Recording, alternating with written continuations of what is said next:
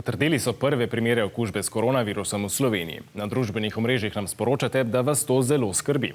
Kadar je tako, se je dobro pogovoriti s kom, ki vas razume. Obenem pa tudi ve, za kaj gre. In prav to bomo naredili zdaj. Z nami je Mateja, ki vas je na družbenih omrežjih že sproti obveščala. Mateja, živjo. Preventivni ukrepi. Joj, Aleš, ne zganjaj panike. Daj, vzemi tale obroč in poslušaj. Koronavirus se prenaša kapljično, s kihanjem ali kašljanjem.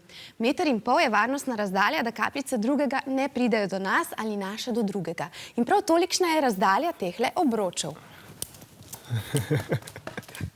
No, še zanesljivejši način, kot da hodimo po svetu z obročem, čeprav bi bilo tudi to zabavno, pa je, da kašljamo v robec, ki ga nato odvržemo. Potem pa si roke umijemo z milom in tekočo vodo vsaj 30 sekund? Točno tako in to ponovimo večkrat. Tudi razkužilo je priročno. S tem odstranimo virusa, ki so se nabrali na rokah in bi jih lahko vnesli v naše telo. Če bi si, na primer, z rokami mencali oči ali pa s prsti vrtali po nosu. Točno. Ali pa če bi se rokovali in tako drug drugemu podarili svoje bakterije, recimo. Zato smo vas na nekaj zanimivih predlogov za varno pozdravljanje opozorili tudi na Instagramu. Najbolj vam je bil všeč tale iz Wuhana. Hop. Wuhan, kako pa veš, da si bolan? Ja, pa saj ti si pravi pesnik.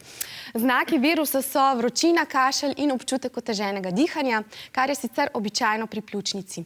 V tem primeru ostanemo doma, pokličemo zdravnika, ta pa nas napoti na testiranje. In potem se ne prerivamo, da želimo biti prvi testirani, tudi tam velja razdalja, kot če bi imeli okrog sebe tak obroč. No, pri kar 80% primerov so znaki bolezni precej blagi, v 5 do 7 dneh namreč pri večini ljudi težave izginejo, bolj nevaren pa je virus za starejše. Na družbenih omrežjih ste nas spraševali, zakaj taka panika. Panika je odveč. To zdaj ve že tudi Aleš. Odveč pa tudi ni previdnost, saj je virus nov. Ne poznamo ga še in se hitro širi. Recimo, da bodimo previdni tako, kot če bi se prvič spustili s smučmi po neznanem.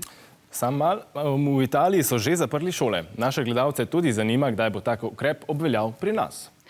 Pri nas to ni predvideno, v Italiji je namreč v primerjavi s Slovenijo okuženih veliko več. Tudi na Kitajskem so šole zaprte, ker pa v zadnjih dneh niso odkrili novih primerov, se že pripravljajo na vnovično odprtje ustanov in vrnitev življenja v normalne tirnice. No, Mateja, hvala. Jaz se že malce bolje počutim. Super. Če pa te še kaj zanima, pa kar piši. To velja tudi za vas. Pišite nam na Instagram ali Snapchat. Kaj ni telefon najbolj umazana stvar, kar jih imamo? Joj, ja, vsake toliko ga razkužiš, pa bo. Me pa skrbi, da je tebe napadal virus korona, ki je verjetno bistveno bolj nevaren od korone. Mateja, hvala.